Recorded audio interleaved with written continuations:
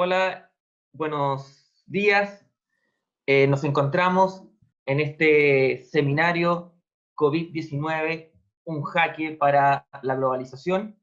Este seminario organizado por la Facultad de Comunicación de la Universidad de los Andes, que tiene por objetivo conversar, discutir sobre la crisis que ha provocado el coronavirus, la pandemia del coronavirus, pero no una crisis referido a la emergencia de salud del coronavirus, sino a otra crisis o emergencia que ha provocado el coronavirus, que es una crisis política, donde muchos expertos hablan que el coronavirus va a cambiar el orden internacional a como lo conocíamos.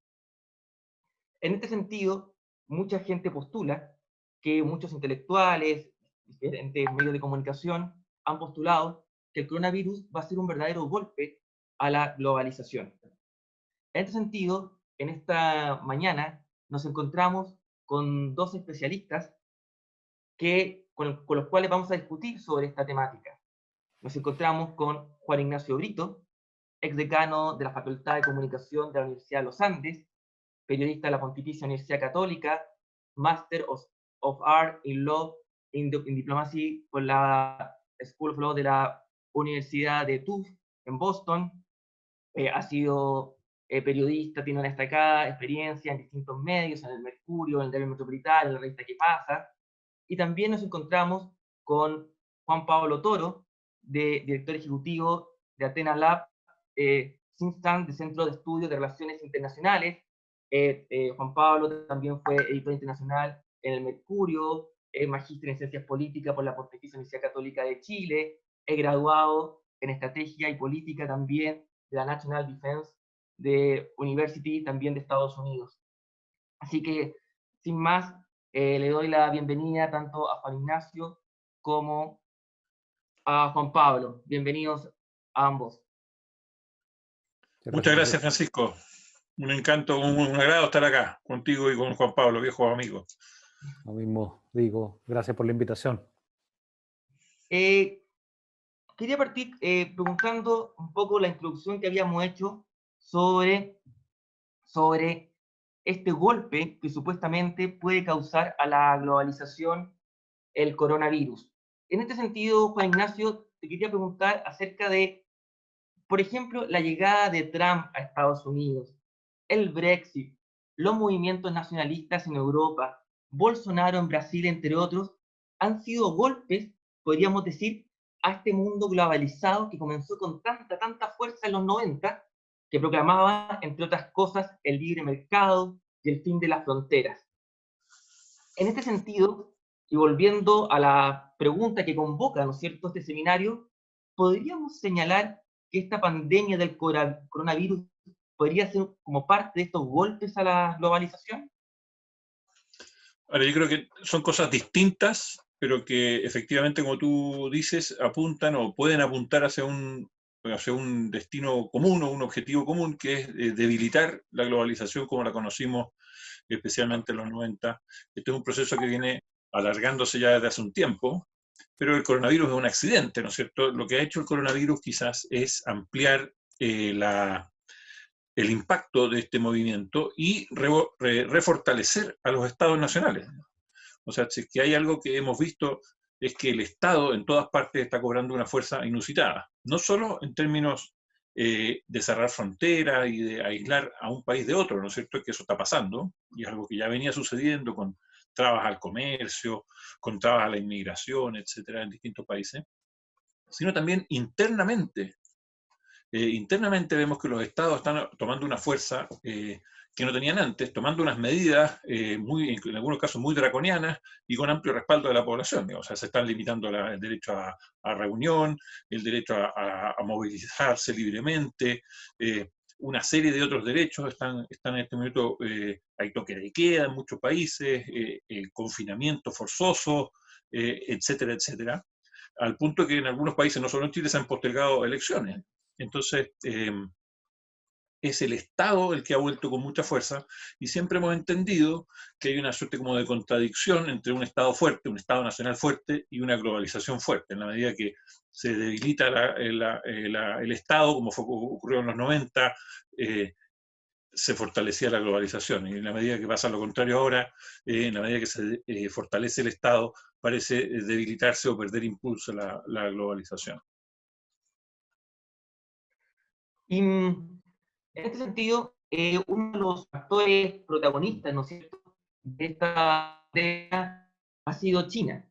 China, que se le ha acusado en algunas cosas de mentir respecto al origen del virus, que se le ha acusado también de mentir respecto, ¿no es cierto?, a los resultados o cuántos son los números de enfermos reales. En este sentido, quería preguntarte a ti, Juan Pablo, que especialmente China, a partir del liderazgo de Xi, ha buscado tener un mayor protagonismo en el orden mundial. En este sentido, con Xi, pareciera que China ya no se conforma solo con económicamente, sino que busca tener un liderazgo o ha buscado tener un liderazgo en el orden mundial. Quería preguntar, Juan Pablo, ¿cómo crees tú que afectará esta pandemia a ese liderazgo que China estaba buscando tener en el mundo? Bueno, efectivamente, en el caso de China, venía, cierto, manifestando de forma creciente sus aspiraciones para tener una presencia en un alcance global, ya no solo en materia comercial, sino también en materia militar o en materia tecnológica a través de la red 5G, por ejemplo, donde viene también promoviendo a sus propias compañías. Y justo emerge esta pandemia que tiene como epicentro, cierto, China y específicamente la ciudad de Wuhan. Y esto de todas maneras puede cambiar los planes de esta China, ¿cierto?, que aparecía omnipotente y básicamente una China que solo repartía beneficios. Y ese es parte del discurso público que tiene en China de que esto, lo que quiere China es un mundo de ganancias compartidas, de beneficios mutuos. Ahora, no nos debería llamar la atención el tema del control de la información o la opacidad de las decisiones, falta de transparencia de los gobiernos autoritarios. Eso es parte, está en el ADN de todos los gobiernos autoritarios, y China en ese sentido es un gobierno autoritario, no una democracia liberal en ningún caso. Y el tema del manejo de la información de sobre la pandemia, sobre su potencial de riesgo, ha sido totalmente opaco, y eso ha llevado a países como Australia a demandar investigaciones de tipo independiente para ver qué falló ahí. También hay todo un lío que se ha manifestado a través de la histórica disputa con Taiwán, a través de sobre todo las presiones que se ejercieron dentro de la OMS para que bloquear en el fondo la membresía de Taiwán, pero también las alertas preventivas que dio Taiwán sobre lo que significaba la pandemia del coronavirus. Y lo que está haciendo China para tratar de ejercer un control de daños en materia de su imagen es aparecer distribuyendo insumos, repartiendo médicos y dando asesoría a los distintos países para tratar de evitar un daño mayor a la imagen, ¿cierto?, de esta potencia que se alzaba como la potencia emergente de este siglo y la repartidora de beneficios globales. Entonces, muy complicado, y esto sin duda altera un poco los planes de Xi Jinping, que ya suponían algo bastante normal, que es un país que es autoritario, pero pretende un liderazgo, un sistema internacional que es considerado liberal, si adherimos a los principios sobre los cuales se formó después de la Segunda Guerra Mundial. Y las perspectivas de China son bastante complejas porque en el caso de Estados Unidos se enturbió una relación que ya venía, ¿cierto?, escalando en tensión o venía en picada, y esto en un contexto electoral, sobre todo, que ha sido explotado por Trump y está amenazando con represalias en materia comercial, que se suman a una guerra comercial en marcha, para de alguna forma cobrar a China por la pérdida de vida, la pérdida de empleo, el daño económico. Entonces, es muy complejo para China y va a tener que hacer un gran trabajo de recuperación de imagen, que lo está haciendo, pero la verdad no sé cuál va a ser el alcance. Yo creo que en eso coincido con Juan Ignacio. La globalización no sé si se va a acabar, no creo, pero se van a tomar medidas para rediseñarla, y eso puede ser, por ejemplo, que muchos países van a sacar sus cadenas de suministro o cadenas de valor que están ligadas a China. China es el principal socio comercial de unos 120 países en el mundo, 130 países. Y muchos países lo que van a hacer es tratar de sacar esas cadenas de valor y por lo menos o orientarlas a India, a Vietnam, o diversificarlas para no estar sujetos a esta enorme dependencia que se generó con China en los últimos años, producto del enorme crecimiento que experimentó China y que ha permitido en otras cosas sortear mejor crisis como la pasada del 2008, la subprime. Pero quizás haya que agregar una cosa más que el liderazgo mundial, uno tiende a creer que solo es poder, ¿no es cierto? Por supuesto, el poder juega un rol muy importante en el liderazgo mundial, pero también es legitimidad. Y en ese sentido, China ha dado un paso atrás, creo yo, en esta crisis, porque lo que está perdiendo en la medida que existen incertidumbres o dudas respecto de cuál es el origen y cuál fue el manejo de la información en los pasos iniciales de la misma crisis, es que China sea una potencia legítima para liderar un mundo si no es capaz de entregar la información oportuna cuando se produce una crisis de esta naturaleza. Entonces, lo que ha perdido China, o está perdiendo, está en juego, no es su poder, por supuesto, porque China eventualmente puede llegar a hacerlo, sin duda. En este momento todavía no, pero sí claramente es legitimidad. O sea, lo que esta crisis ha desnudado de alguna manera a China en términos de que su autoritarismo le impide entregar información al sistema oportunamente para que el sistema reaccione, y el costo está siendo gigantesco. Entonces, si es que finalmente el gran, entre comillas, culpable de esta crisis es China, eso le va a costar, en términos de legitimidad a China para ser un líder mundial válido, le va a costar muchísimo y le va a costar mucho recuperarse, y va a tener efectos prácticos como los que describe Juan Pablo. Bueno, y también recordemos que ayer China, ¿no es cierto?, que hizo, que ha estado con una estrategia, ¿no es cierto?, de fortalecer su moneda, el yuan, por sobre el dólar, pero sin embargo, como ustedes dos dicen, ¿no es cierto?, esta estrategia pareciera que le ha quitado un poco el piso la pandemia del coronavirus a la propia China y su relación con la verdad. Yo quería preguntarte, Juan Ignacio, ya dejando un poco de lado China, respecto a otra región que nos sorprendió por la fuerza con la que la pandemia los golpeó, que es Europa. Una Europa, ¿no es cierto? Una Europa que podríamos decir que bajo la Unión Europea, este proyecto Unión Europea que comienza en los años 50 y que comienza con su nombre ya como tal, ¿no es cierto?, en los años 90, una Unión Europea que se fundó en pilares tales como el libre mercado y sobre todo la solidaridad, sobre todo la comunidad. En este sentido, pareciera que esta pandemia del coronavirus, de una u otra forma, viene a demostrar que al final del día, priman los intereses nacionales de los países por sobre los comunitarios, a ver la relación entre los distintos países europeos ante esta pandemia. ¿Qué tú ves respecto a lo que sucedió en Europa? Bueno, yo estoy de acuerdo con esa mirada. Yo creo que Europa, cada vez que hay un apriete en este sentido, ya sea la guerra de Irak en el año 2003, ¿no es cierto?, cuáles países van a apoyar a Estados Unidos y cuáles se van a poner en contra de esa invasión, ya sea la crisis del 2008 o ya sea esta crisis del coronavirus, cuando hay aprietes en Europa, tienden a privilegiarse los intereses nacionales, los socios tienden a privilegiar los intereses nacionales. Y lo que tenemos es una Europa dividida en distintos tipos de recetas, lo cual es legítimo, por supuesto. Cada país ha optado por su plan, o sea, tenemos planes que han sido muy cuestionados en España hoy mismo, ¿no es cierto? El gobierno español está sufriendo cuestionamientos duros. En Francia, que es casi como una víctima, no se habla mucho de Francia, pero en realidad Francia tiene un número, ha pasado con largueza ya los 20 y tantos mil muertos en esta crisis.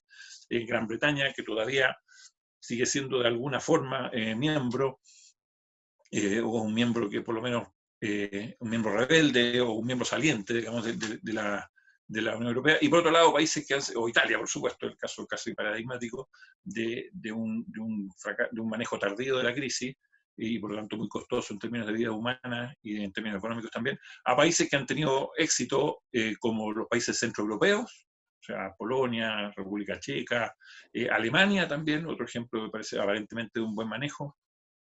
Países que han tenido una postura liberal, como Suecia, que simplemente trató, por lo menos en las etapas iniciales, puso la responsabilidad en sus ciudadanos, etc. O sea, hay un potpurrí de respuestas en Europa a la crisis y una enorme dificultad, hasta incluso ningún acuerdo hasta hace un par de semanas respecto de cómo se iba a financiar una pretendida recuperación.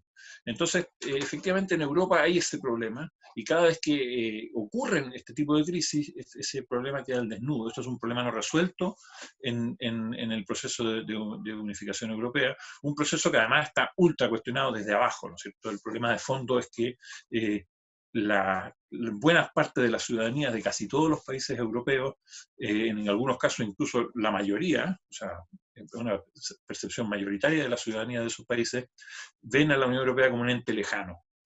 Y por supuesto, eso hace que las autoridades locales tengan mucho mayor peso y mayor influencia en las decisiones que ellos toman, porque ese déficit democrático que se observa especialmente en la Comisión Europea, que es el ente ejecutivo de la Unión Europea, este ente ejecutivo que no responde a nadie, ¿no es cierto? No responde a un electorado, sino que responde a los propios gobiernos, es casi como que se manda a sí mismo y que dicta leyes y normas que rigen la convivencia de las personas.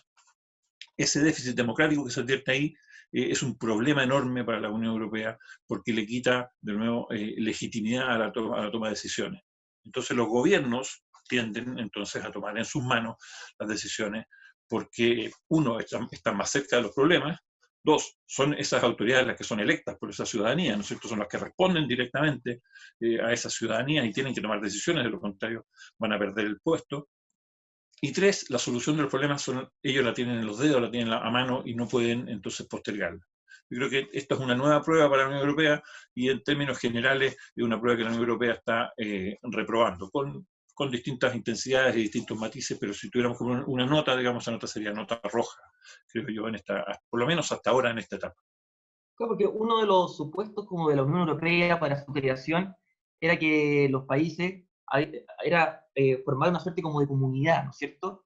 En poniéndolo en una cosa un poco de política ficción, ¿no es cierto? ¿Cuál habría sido como el ideal, ¿no es cierto?, de cómo habrían actuado los países ante una pandemia común, por ejemplo? Mira, si se me permite, ahí yo diría que, por ejemplo, ahí hay un tema de todo lo que son las restricciones a los movimientos de personas y controles fronterizos. Básicamente los países los empezaron a decretar, ¿cierto? No le informaron a sus socios, entonces no se hizo, sobre todo, efectivamente una comunidad donde tiene un espacio común, ¿cierto? El espacio Schengen, donde todos se pueden mover dentro, ¿cierto? Pero está en frontera externa. Y ahí, como decía Juan Ignacio, y ha dicho tú, privilegió básicamente el cálculo nacional y la protección de lo que estaba dentro de mi país. Entonces, en ese sentido, que es algo que lo vimos y fue lo mismo en el tema de las migraciones. Por ejemplo, cuando se trató de imponer un sistema de cuotas para que los países recibieran un número determinado de inmigrantes sobre la base de su población, su PIB, sus tasas de desempleo, o sea, cuántas espaldas tenían para recibirlo, básicamente hay países que dijeron no quiero aceptar ese tipo de cuotas y no lo hicieron y no se pudo imponer. Entonces, la verdad, una respuesta coordinada también tendría que haber incluido no solo manejo frontera y movilización de personas, sino, por ejemplo, el tema de distribución de insumos. Hay países que dijeron no exporto más insumos.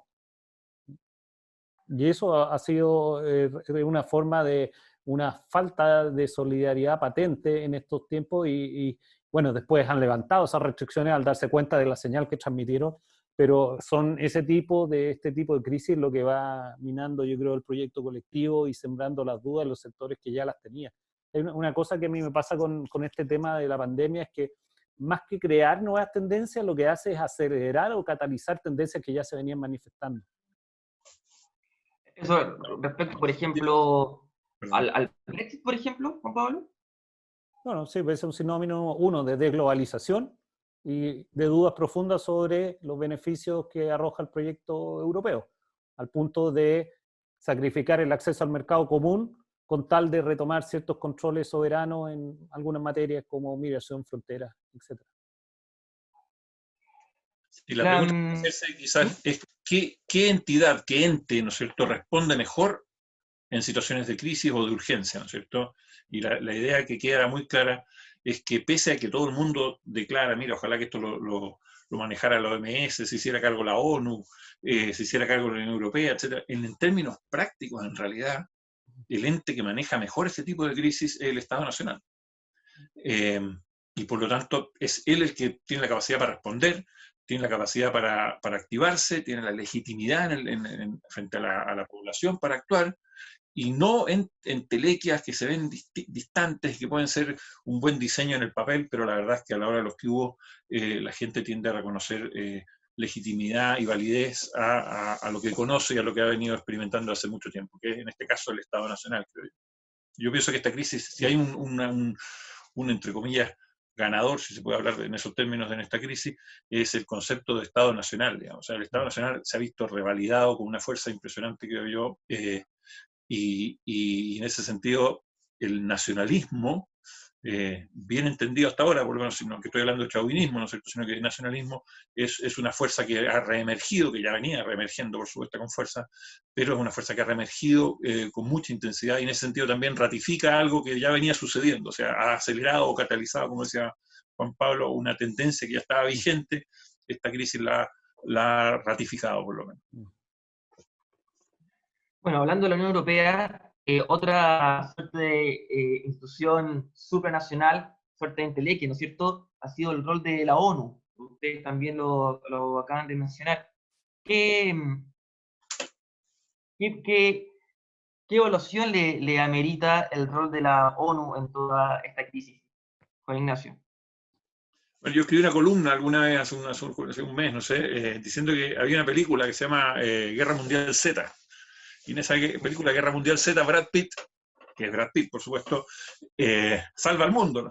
Y Brad Pitt es un funcionario de la ONU en esa película. Actúa de funcionario de la ONU. Y la conclusión que yo sacaba era que en realidad en las películas la ONU salva al mundo, en el mundo real no es así.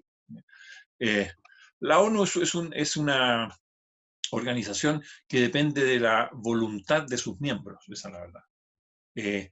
Y esa voluntad a menudo esas voluntades a menudo son contradictorias, y por lo tanto la ONU es fácilmente neutralizable. Eso por un lado. Y por otro lado, la ONU ha ido desarrollando una burocracia propia y un gobierno propio que la verdad es lo más lejano a la realidad de la vida, incluso cotidiana, de la gente. O sea, es muy difícil que un ente así sea capaz de proporcionar soluciones globales, digamos. O sea, las soluciones para la República Checa son distintas a las soluciones para Chile. Cada país hay realidades distintas, realidades socioeconómicas distintas, realidades culturales distintas, realidades de todo tipo distintas. Es muy difícil que alguien, un ente centralizado, una suerte como de gobierno mundial, sea capaz de proveer soluciones. Y en ese sentido creo que no es más que la ratificación de esto. Yo creo que nadie realmente cree que la ONU sea un actor relevantísimo o pudiera llegar a ser un actor relevantísimo en esta coyuntura. Yo creo que no, o sea, más allá de las películas y de Hollywood y de Brad Pitt, yo creo que no es posible, simplemente es impensable. Sí, y ahí yo agregaría el aspecto de los tiempos de reacción de la ONU, donde se demora mucho en deliberar, ¿cierto? Por esta naturaleza colectiva que tiene, que es muy grande. Luego, una vez que delibera, tiene que someter las decisiones, ¿cierto?, a aprobaciones. Y con la urgencia de la pandemia también, o sea, no creo que tenía la capacidad de reacción que se necesita para enfrentar, ¿cierto?, o una enfermedad del nivel de contagio y ritmo de contagio que tiene el coronavirus. Entonces, sí, la verdad que ha probado ser muy inefectiva, pero también eso acelera una tendencia que ya venía. O sea, esto se venía manifestando con la guerra en Siria y con otros dilemas, ¿cierto?, que se están presentando a nivel global, donde la ONU aparece como un espectador, un consejero, y no como un protagonista más activo como lo fue en los 90, ¿cierto?, donde se metió en algunos conflictos, lo ayudó a resolver. Ahora sí parece un organismo de otros tiempos que probablemente se va a tener que actualizar. Pareciera que en el caso de la Unión Europea, los países, la máxima aspiración que pueden llegar los países es al libre mercado, al comercio, más que, y todo lo demás pareciera que se pone un poco en duda con este tipo de pandemia, donde priman los intereses más nacionales de los países por sobre una visión supranacional. Pero bueno, habrá que ver. Sí, yo creo que tampoco hay que exagerar, ¿eh? O sea, es verdad que esto es una tendencia, pero esto no significa que los países se vayan a cerrar, que se acabó el libre comercio, se acabó la inversión, se acabó el movimiento, se acabó, nunca más vamos a viajar en avión y nos van a pedir, bueno, quizás por un tiempo pasen cosas así, pero la verdad es que no creo yo que esto signifique una vuelta atrás a la Edad Media, ¿no es cierto? O sea, que volvamos a la Edad Media y simplemente nos encerremos en nuestros pequeños ciudades amuralladas, digamos, y nunca más conversemos con nadie. Yo creo que no es así. Naturalmente estamos en esta etapa del proceso donde las respuestas son radicales porque estamos en medio de la crisis, pero yo tiendo a creer que esto va a encontrar un justo medio en su minuto, digamos. Yo creo que hay posibilidad de que haya consecuencias de largo plazo, pero no creo que el mundo vaya a cambiar radicalmente a raíz de esta crisis. Sí, sí va a cambiar algunas cosas, pero no pienso que la tendencia sea una reversión completa hacia un estado de enclaustramiento, de aislamiento de los países. Por lo demás, a ningún país le conviene eso tampoco, digamos. O sea, convertirse en Corea del Norte o en Cuba, digamos, está claro que no es la solución y ya lo hemos visto. Viajemos de Europa a América Latina. Juan Pablo, ¿cómo encuentras tú que han enfrentado los diferentes gobiernos de América Latina la pandemia? ¿Crees tú que esta pandemia ha dejado en cierta medida al desnudo el populismo de algunos liderazgos en América Latina? Bueno, de todas maneras, sí, la verdad es que, bueno, si en Europa hemos visto respuestas distintas y con distinta intensidad y énfasis y velocidades, en América Latina también, pero en algunos casos, especialmente en el México de López Obrador y Brasil de Bolsonaro, hoy día son contraejemplos a nivel mundial. En el caso de México, yo creo que esto ha llegado a límites, ¿cierto?, que incluso llegan a cuestionar la capacidad del presidente para entender la dimensión de la crisis.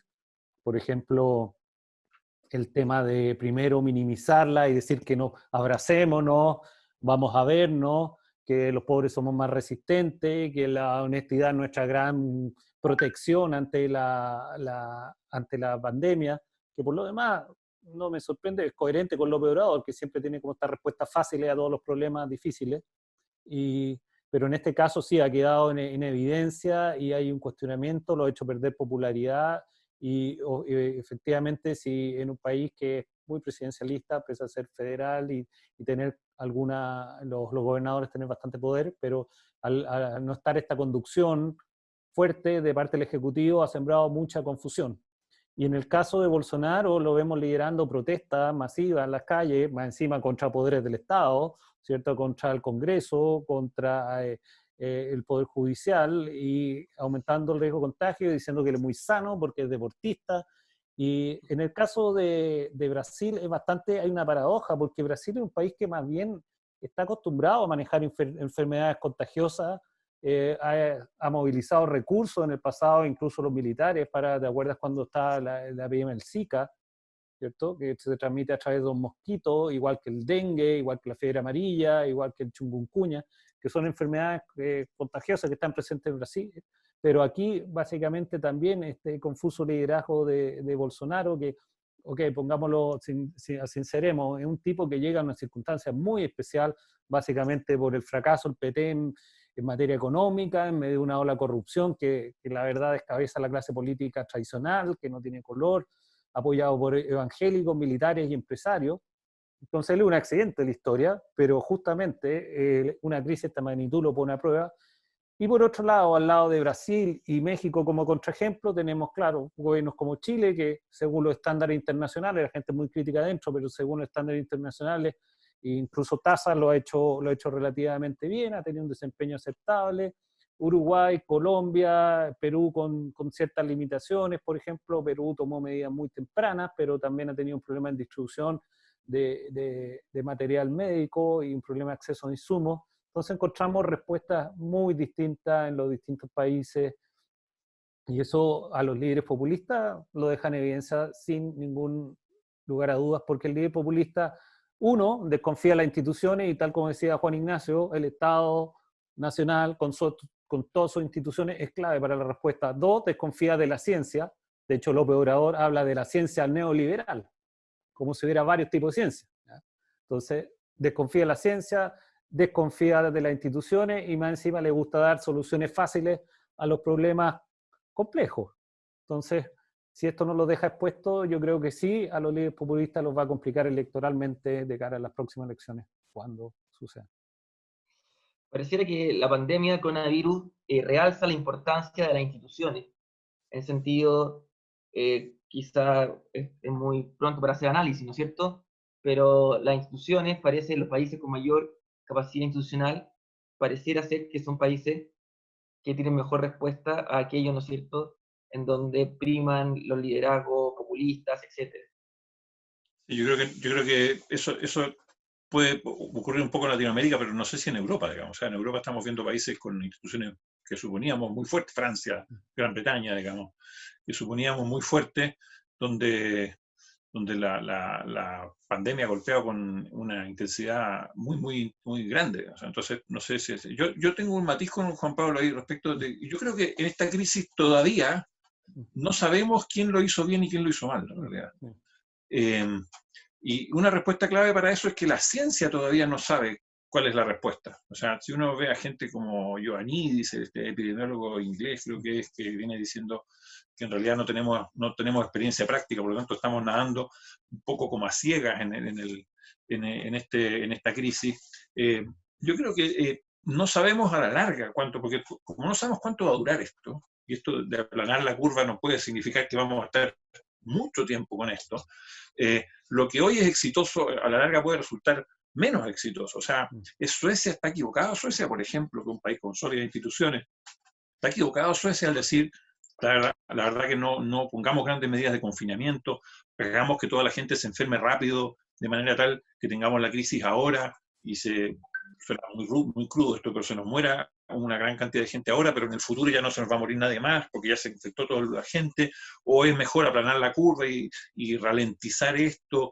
o depende también de las condiciones, porque no es solo ciencia, esto también depende de las condiciones del sistema de salud pública, cuánto puede absorber ese sistema, etc. Entonces yo creo que aquí hay muchas variables que no conocemos todavía y el partido se está jugando, esa es la verdad. No sabemos bien qué países a la larga van a ser los que sortearon adecuadamente esta crisis y qué países no. Además tenemos un problema gravísimo para evaluar esta crisis, que es que en muchísimas partes no sabemos cuánta gente se enfermó. Y en muchísimas partes no sabemos cuánta gente se está muriendo por esta crisis, por esta enfermedad en concreto. O sea, el ejemplo ecuatoriano, ¿no es cierto?, de Guayaquil, que se mencionaba hace un tiempo, donde aparecieron, no sé, casi como 5.000 o 6.000 muertos de más, entre comillas, no atribuidos al coronavirus, nos da a entender que la verdad es que quizás ni siquiera se están contando bien las víctimas de esta enfermedad. Y por lo tanto tampoco sabemos entonces cuál es la dimensión.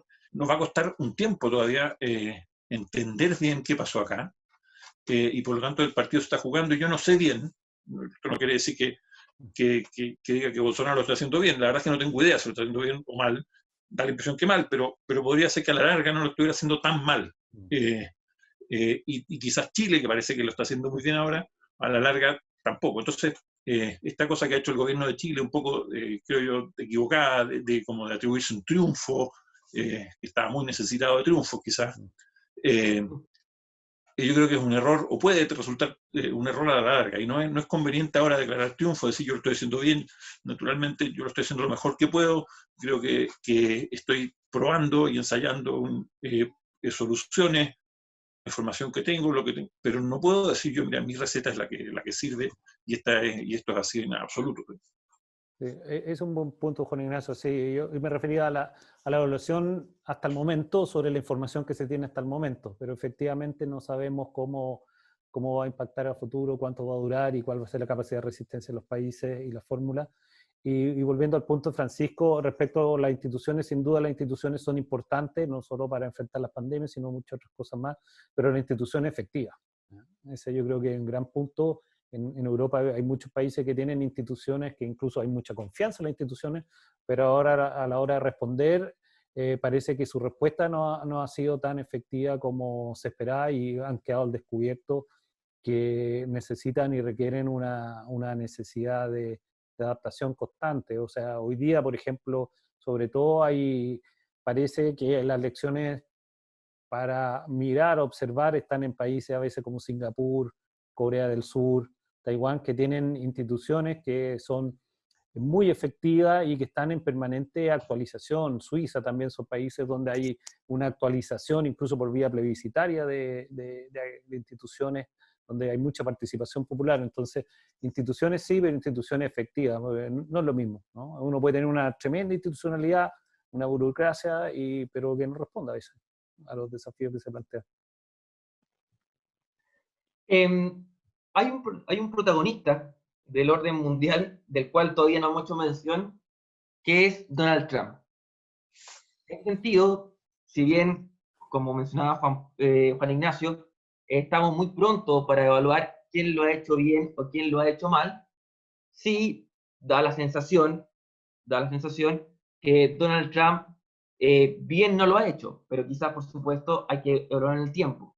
En este sentido, te pregunto a ti, Juan Ignacio, ¿cómo evaluarías el liderazgo de Trump tanto en plano interno como de política exterior de Donald Trump durante esta pandemia?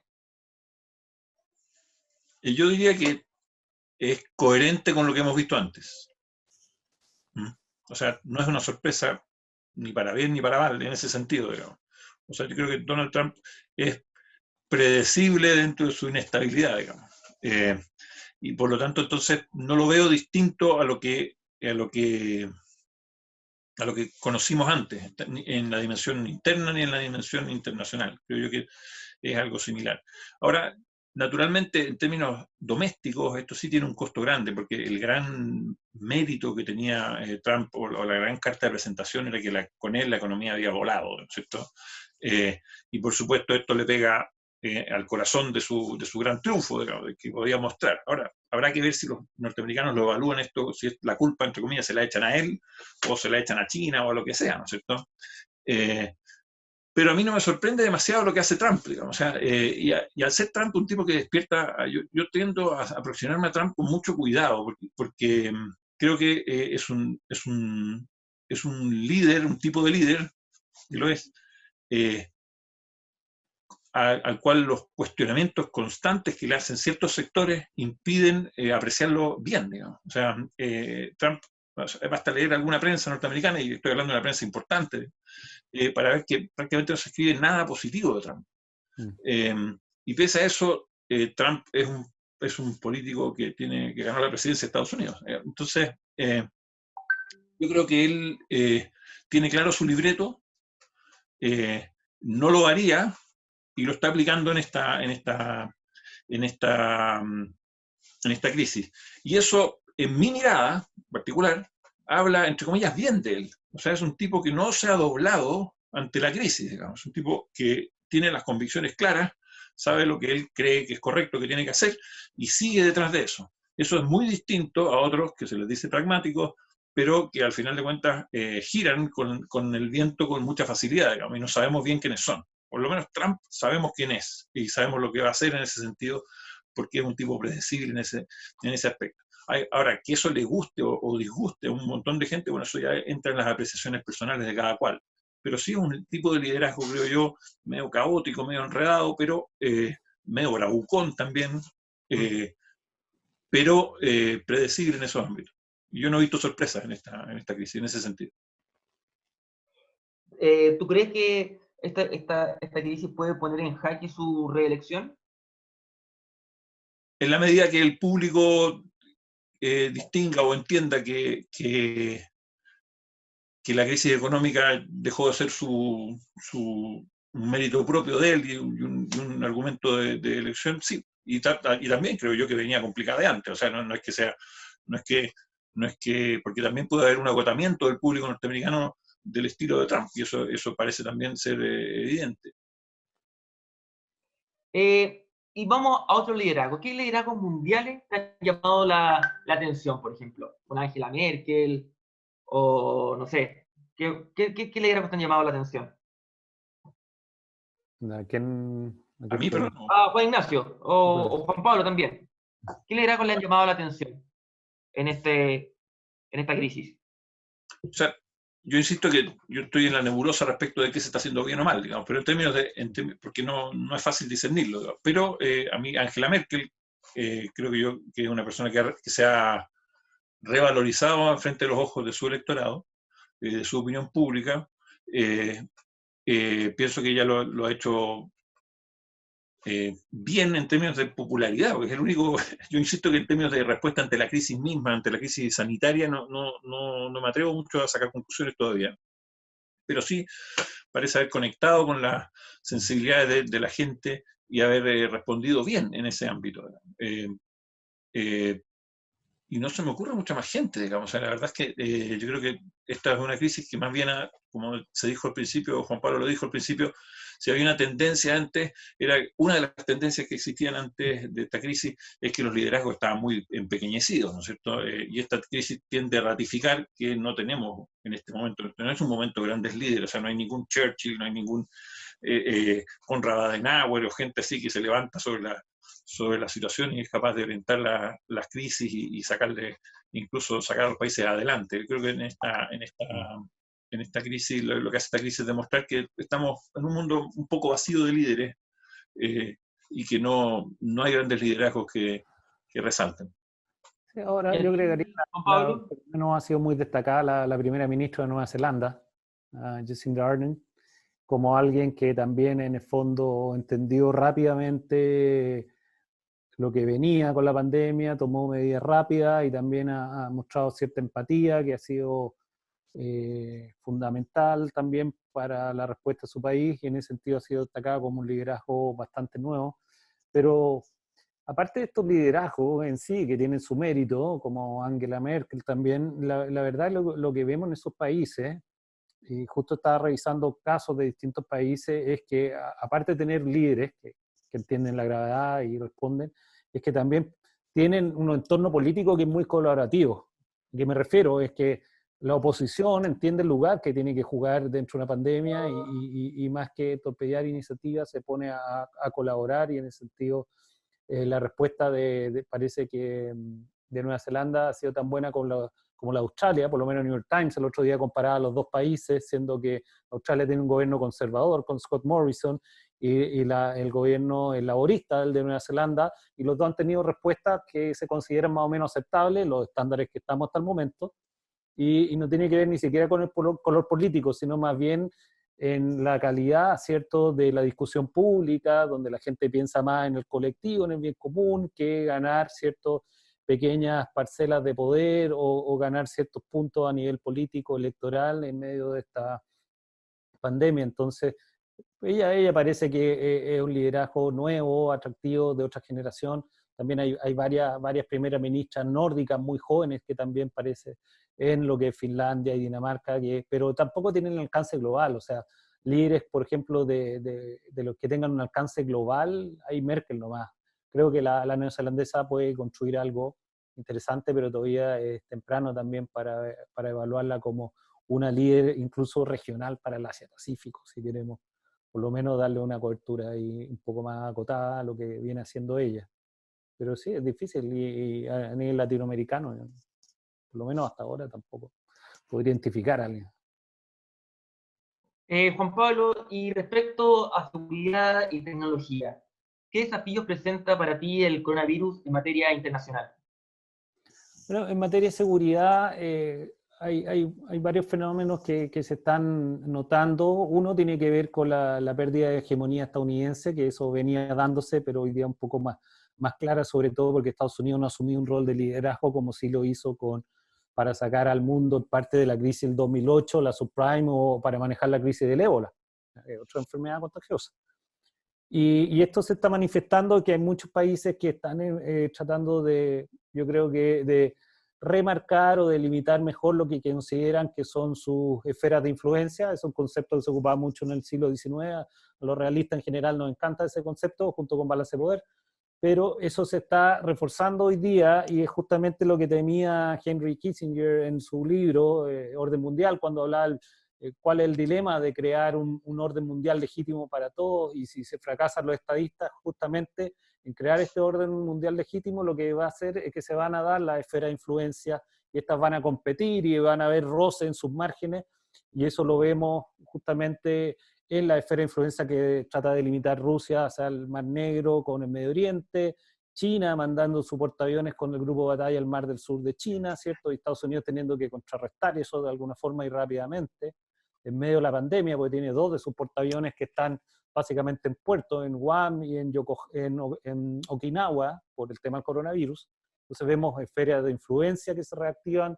Por otro lado, también hay niveles, efectos de seguridad que tienen que ver con problemas transnacionales, que lo no estatal, si se quiere, donde, por ejemplo, el narcotráfico, que es la gran amenaza que tiene la región América Latina, por ejemplo, que requiere fronteras abiertas y la posibilidad de que los que fabrican droga y la distribuyen lleguen a sus consumidores, no están pudiendo hacerlo con cierta regularidad y se están derivando otros negocios. Y también vemos un tema a nivel digital, que yo creo que lo que está remarcando esto, incluso que estemos conectados acá nosotros, es que necesitamos entornos digitales estables y bastante seguros. O sea, necesitamos comunicación estable, flujo de datos, pero también seguridad en la transmisión de información y también pensar en qué va a ser nuestra infraestructura crítica a futuro. O sea, una de las cosas que ha llevado a muchos países a plantearse esta crisis es, por ejemplo, qué cosas yo debo de producir en mi país y que son críticas y así me cuesten mucho más caro que importarlas, porque así funcionan las ventajas comparativas, tengo que producirlas acá. ¿Qué control tecnológico tengo que tener acá? Tengo que poder manejar yo mis capacidades de conectarme con el mundo, porque dependemos de servidores que están en Estados Unidos, de cables fibra óptica que vienen de otros lados. Entonces, yo creo que ahora va a haber un replanteamiento en materia también de tecnología y seguridad, tanto en la transmisión de datos como en el control de lo que yo pueda tener de mis plataformas tecnológicas, y eso se está replanteando hoy día. Nos han llegado muchísimas preguntas, de verdad que nos han llegado muchísimas preguntas, y vamos a seleccionar algunas de las cuales nos han llegado. Por ejemplo, nos escribe Carlos Daroch preguntándonos acerca si con esta crisis se pone en duda el multilateralismo en el mundo, por ejemplo. ¿Qué opinan ustedes de eso, Juan Ignacio? Bueno, en una dimensión sí. Yo insisto que esta es una crisis que nos está golpeando, estamos en medio de la crisis, por lo tanto tampoco es fácil llegar y decir, mira, esto acabó con el multilateralismo, pero por supuesto lo vemos. O sea, miremos a Argentina, que acaba de anunciar que se retira de las conversaciones comerciales que está teniendo el Mercosur con distintos países, con la India, con Corea del Sur, etc. Eso es un golpe a ese multilateralismo regional, digamos, por lo menos. Hablamos de la ONU, por supuesto que no ha sido un foro donde haya una discusión, pero eso no significa sin duda que el diálogo entre los países y la colaboración entre los países vaya a desaparecer. Por lo menos yo no creo que vaya a ser así. Por supuesto que estamos en un minuto donde los países están mirando hacia adentro, las autoridades están concentradas en lo que está sucediendo dentro de sus fronteras, por lo tanto hay poco tiempo y disposición y ganas para entrar en grandes colaboraciones. Vemos también este tema de la guerra de los ventiladores y ese tipo de cuestiones. O sea, lo que estamos viendo es que cada uno está viendo a rascarse con sus propias uñas y buscar su propio beneficio y asegurarse en un ambiente que es hostil. Pero eso no significa que haya ventajas muy obvias en algunas conversaciones multilaterales y algunos foros multilaterales que yo me imagino volverán por sus fueros una vez que lo peor de la crisis pase. Pero también hay que considerar que esta crisis va a pasar, esperemos que más pronto que tarde, pero que va a dejar secuelas. Digamos. O sea, hay dudas y preguntas como las que mencionaba Juan Pablo recién, que son muy válidas y que nos vuelven a una década que es una década peligrosa y mirada con horror por todo el mundo, digamos que es la década de los 30, ¿no es cierto? Si ya había gente que estaba diciendo esto se parece, antes de la crisis del coronavirus, esto se parece a la crisis a los 30, ¿no es cierto? Cuando los países volvieron a mirarse a sí mismos, a mirarse al ombligo y a descartar la colaboración con los demás. Lo que faltaba para que se parecieran más a los 30 todavía era una crisis económica de proporciones, ¿no es cierto? Bueno, ahora la vamos a tener, aparentemente, y vamos a tener que ver cuál es el otro efecto, digamos, porque este minuto lo que estamos viendo es una cuestión solo sanitaria, ¿cierto? Pero lo que va a pasar luego, y lo que está empezando a pasar ya, y ayer nosotros mismos ya tuvimos algunas noticias en Chile con esta caída del 3,5 de lengua seca en marzo, y esta proyección de que va a ser de 2 dígitos en abril. Lo que va a pasar es una enorme crisis económica. Y esa crisis sí que va a replantear a los países, o va a obligar a muchos países a replantearse y decir, ¿a quién protejo? Y si es que ya ocurrió que en términos sanitarios se protegió a los ciudadanos del propio país, en términos económicos no cabe duda que va a pasar lo mismo. Es lo que ocurre cada vez que hay una crisis económica, los países tienden a cerrarse, digamos. Así que el multilateralismo en ese sentido también está amenazado. Y eso es otro golpe para volver a, casi como cerrando el círculo, a la globalización que conocimos en los 90 muy desatada, digamos. Yo creo que eso es un proceso que va a sufrir un retroceso importante. Sí, yo creo que ahí también se está imponiendo esa tendencia, es un multilateralismo flexible y efectivo, donde más bien los países se juntan por una coyuntura específica, resuelven ese problema y después de resolver el problema se vuelven a ver cuando surja otro problema y esas coaliciones son mucho más variables. Y ya no se maneja esto dentro de una gran institucionalidad permanente, con secretarías generales, ¿cierto? Y con un montón de funcionarios. O sea, eso se está viendo y como dice Juan, o sea, esta crisis va a poner, cuando siempre hay problema, ahí se ponen a prueba las amistades, las lealtades, ¿cierto? Tú me ayudaste cuando lo necesité, no me ayudaste cuando no lo necesité, me cerraste, no el aeropuerto, me incautaste los insumos, no me vendiste los ventiladores. O sea, y eso yo creo que sí, va a ser parte del reajuste que venga, las lecciones que se van a sacar y las cuentas que se van a cobrar a futuro. Sí, ahí hay un tema más quizás, que es que para que haya un orden multilateral tiene que haber una potencia que lo empuje, digamos. Una potencia hegemónica en el sistema que lo empuje. Y eso es lo que hemos visto en el tiempo, digamos. O sea, siempre hay alguien que la está empujando, o sea, o un grupo de países, ya sea desde el siglo, no sé, del siglo XIX, el Congreso de Viena, digamos, o sea, un grupo de países empujando un orden mundial para que haya colaboración o para que haya un mecanismo de balance de poder que sea viable. Por supuesto, la posguerra, la segunda posguerra, Estados Unidos empujando en la posguerra fría, Estados Unidos como potencia unilateral. Lo que no hay hoy es esa potencia, digamos.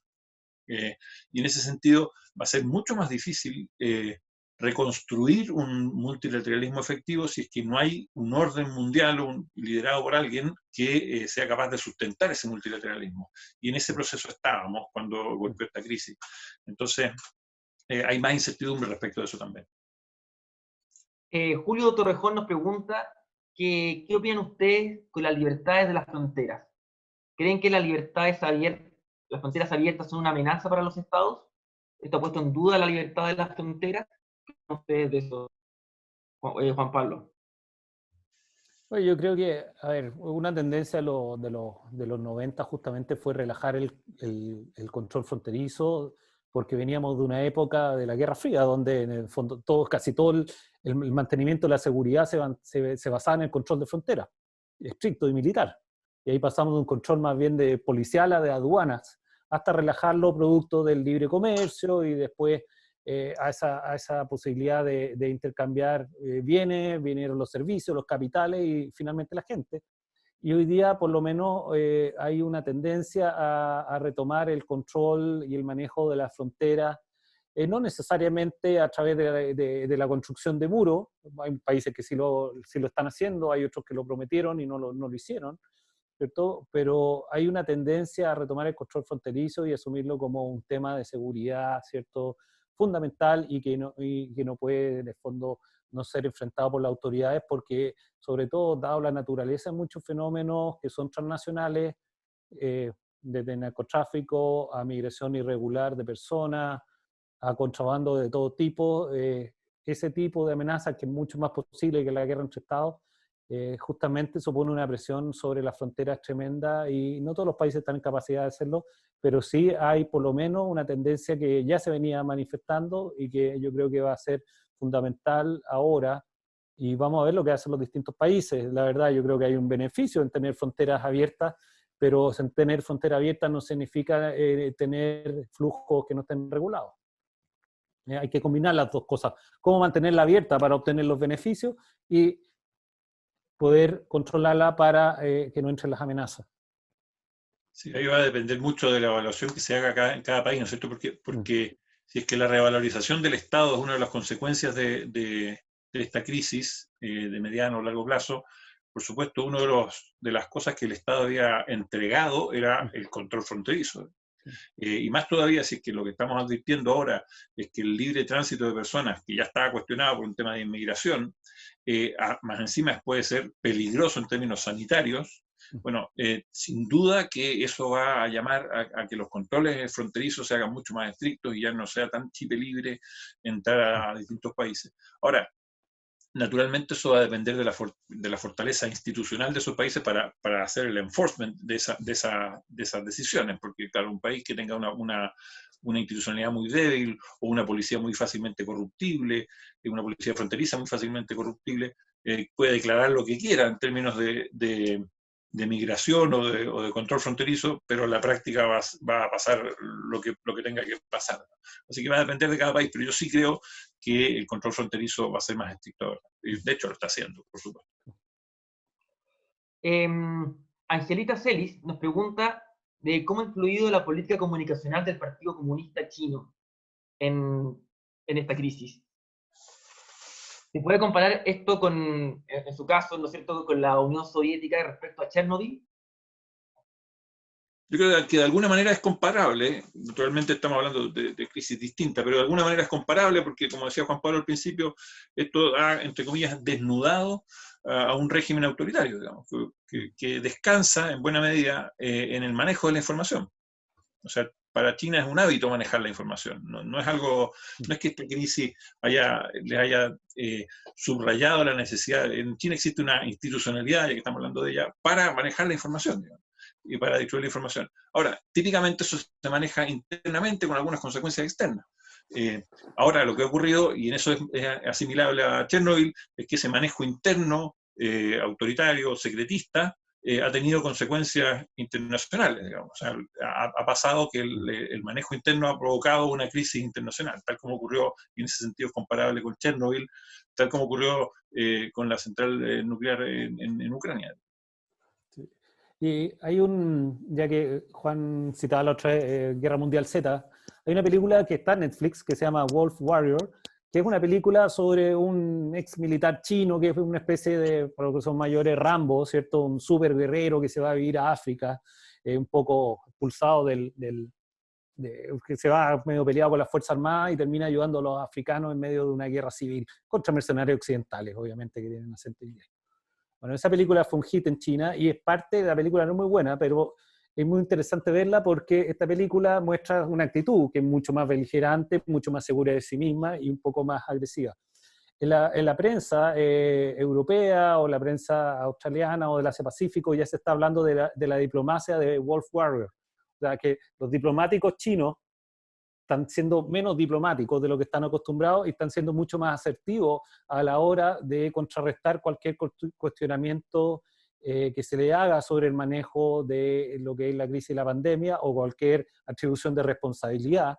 Y en ese sentido Chile tampoco ha estado exento y de alguna manera yo creo que esta actitud mucho más asertiva, en algunos casos un poco más beligerante que han tenido ciertos diplomáticos para sancionar o cuestionar a los sectores que son más críticos del manejo de la pandemia por parte de China, también ayuda como de dibujar toda esa imagen de China generosa, dando insumos, repartiendo ciertas mascarillas y ventiladores. Entonces, sí, hay un tema que el Partido Comunista lo está manejando y si ustedes ven el guión de los embajadores de China, en todos los países ha sido el mismo. O sea, no obedece su personalidad. Y en ese sentido, ellos sí están haciendo su trabajo y el trabajo que se les encomendó. Se nos ha ido pasando, volando la hora. Yo antes de dar fin a este seminario, que estaba muy interesante y hemos aprendido muchísimo, yo quería recordarles a todos los asistentes que este año la Facultad de Comunicación, en conjunto con el Ejército de Chile, en septiembre va a inaugurar su diplomado en Relaciones Internacionales, que se llama Gobernanza Global, y el cual comenzará, como les comentaba, en septiembre. Para los que estén interesados, sería una muy buena oportunidad, ¿no es cierto?, de seguir aprendiendo sobre el orden internacional y las relaciones entre los países, de que pudieran participar y ser alumnos de este diplomado. En este sentido, tanto Juan Ignacio como Juan Pablo serán profesores de este programa. Así que aprovecho de pasar el anuncio de que están todos muy invitados, ¿no es cierto?, a, bueno, por lo menos que se interesen, que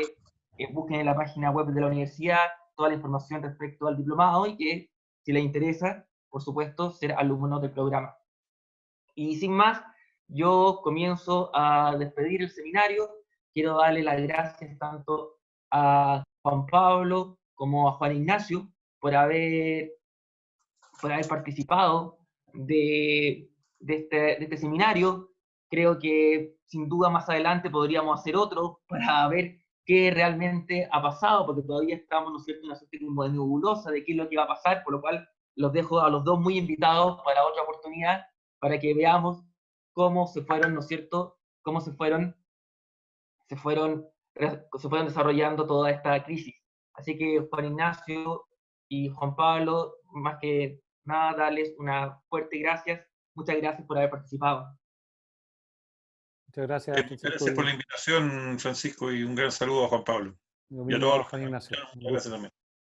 Gracias. Vale, muchas gracias. Que estén todos muy bien. Saludos a sus casas a todos. Que tengan un muy buen día.